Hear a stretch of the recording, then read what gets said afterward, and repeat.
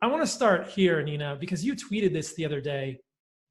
Thank you, Andrew Jacobs, New York Times, for a great New York Times piece about problems in the process behind our dietary guidelines. Lack of rigorous science, many corporate conflicts of interest on the expert panel, no verified methodology, and exclusion of disadvantaged groups. So we can maybe put a link to this tweet and the New York Times article in the show notes. But before this podcast, you and I have had a lot of conversations about what's going on now with these guidelines. So let's just bring the listeners up to speed about what's going on with the nutritional guidelines, and then talk about the very recently, in the last 72 hours, paper published in the Journal of the American College of Cardiology, which has some striking conclusions. So what is going on right now? Okay, I feel like I should be taking notes to cover all your points. Let's start with the guidelines, and I want to tie it back to those graphs that you showed of obesity and chronic disease in America, because there were some data points, and it looks like it's just a straight, the line goes up and up and up. But if you had more data points in there, you realize that obesity was down around 11% for quite a while, but it's 1980 that it tips upwards and then starts its rapid ascent. What happened in 1980 was the introduction of the U.S. Dietary Guidelines for Americans, which was a national nutrition policy for all Americans. Now, that's correlation. It's not causation. It is not causation.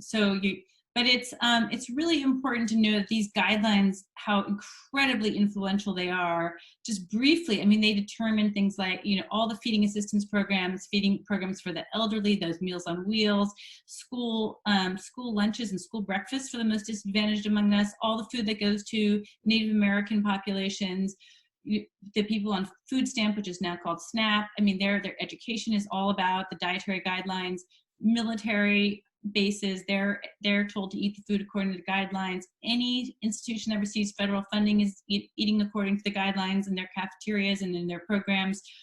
And all dietitians and all doctors are largely instructed to teach the guidelines. It's not that they cannot. In some cases, actually, I've heard that they can't. Like in a large medical practice, they're told, you can only teach the gold standard guidelines, and anything else, we risk medical malpractice, so please do not. Or they'll be called in front of their medical review board or something. So there's a lot of pressure to teach this way. Plus, K through 12 education is all in the guidelines. I will never forget the day my child brought back from kindergarten his little Unilever, which is a company that makes a massive multinational that makes vegetable oils.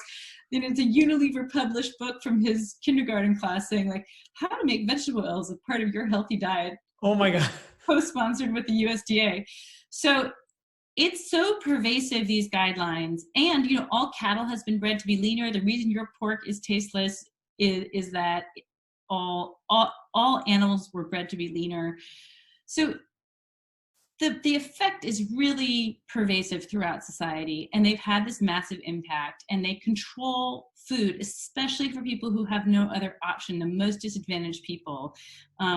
It disadvantages them because, and this is the shocker, the guidelines are only for healthy people. So they only do prevention.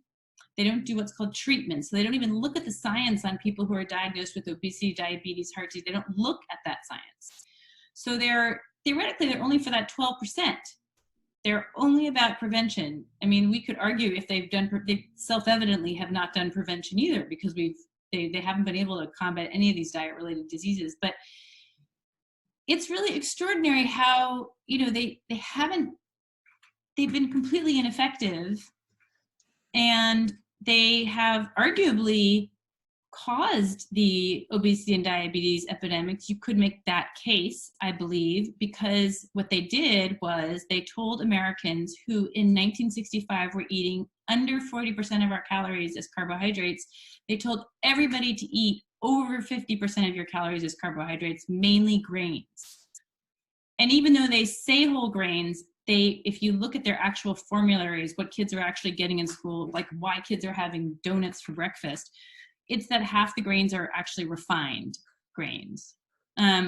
So telling everybody to reduce their fat, increase their carbohydrates is, we don't know if that causes obesity, but what we do know from many, many randomized controlled clinical trials, I mean, I'm talking like, 100 clinical trials on thousands of people, we know that if you reduce your carbohydrates and increase your fats, then you will be able to start reversing those diseases. So it stands to reason, although it may not be necessarily true, but it stands to reason that then doing the opposite of that would increase your likelihood of getting those diseases. So that's what the guidelines did. They increased our carbohydrates and reduced our fat. And they told us to, which is I think what you wanted to get to, which is they told us instead of saturated fats to eat polyunsaturated vegetable oils, which meant effectively, and also to reduce cholesterol. So effectively that meant reducing animal foods, less meat, less dairy, fewer eggs, only the egg whites. If, for many, many years, it was only egg whites, no shellfish because I had cholesterol. And if you do eat meat or dairy, it has to be lean, low fat, or non-fat.